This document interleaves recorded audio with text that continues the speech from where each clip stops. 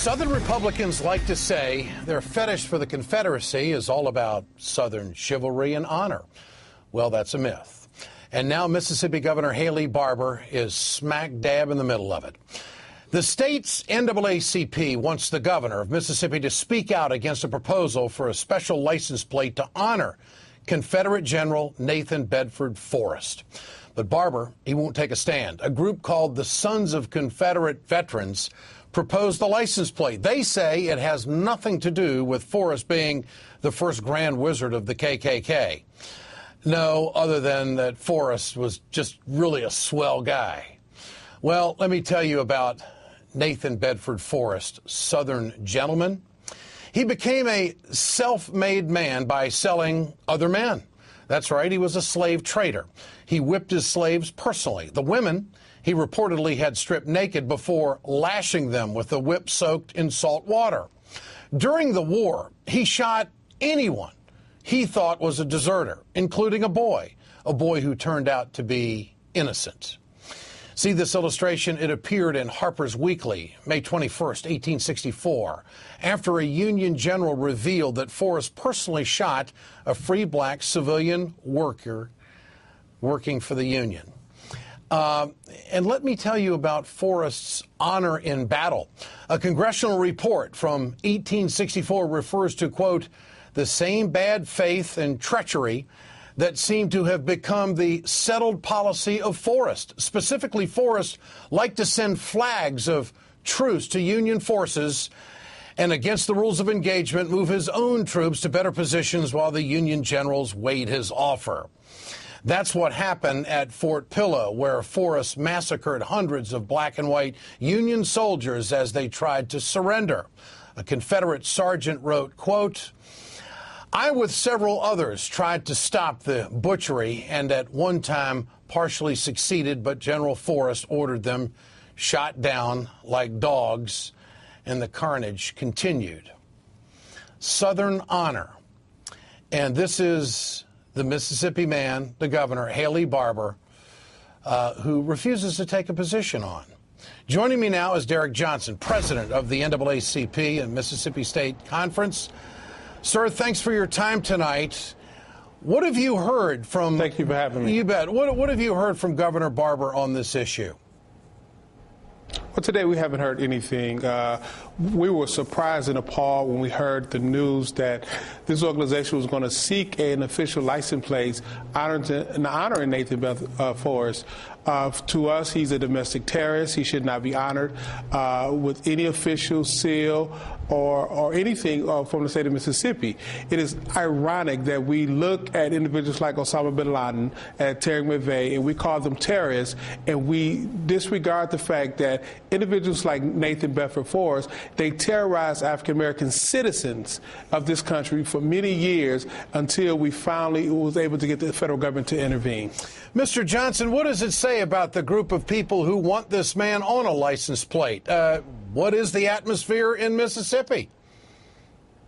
Well, it's a combination. One, they demonstrate how far Mississippi and the South still have to go. Secondly, it also demonstrates the type of atmosphere that the governor has allowed to fester in the state.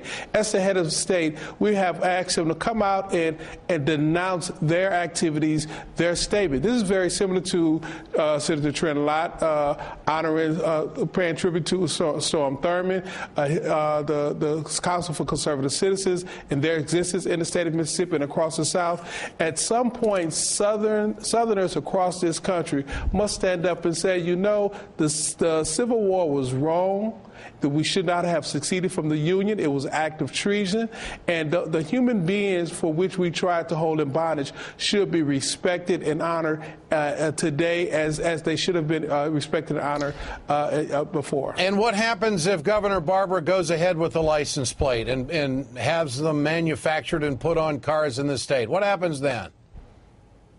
Well, it'll be interesting to see how far his bid for the presidency go. If he seeks to be silent on this issue, it demonstrates how he will govern as president. We need to move forward as a country, as a unified country, respecting and honoring all of our citizens, and not divided the way we were in the past. And the Governor Barber now has an opportunity to stand up and be a true leader of this state. And why isn't he doing that? And Mr. Johnson, why isn't the governor standing up and saying we're not going down that road? It seems like he doesn't want to separate himself from the very people who are proposing this. He thinks there must be some political downside, and the black folks of Mississippi are just going to have to accept this. How do you feel about that? What should he do? Well, I think it's offensive. You know, we have the highest percentage of African Americans in any other state in this country. It demonstrates what African Americans had to deal with in our public policy for the last 8 years since he's been governor. This type of attitude has revealed itself in how our education policies have been handled down, Medicaid, and other programs that will support the common well-being of all Mississippians. Is the governor afraid of these people? Is this movement so strong, or I guess you could say rednecks? I don't know if that's the proper term, but where I come from, that's what they would be called. That it's archaic thinking, it's not moving forward, it's not progressive, it's not respectful, and the governor of Mississippi will not say no to this. What does that say?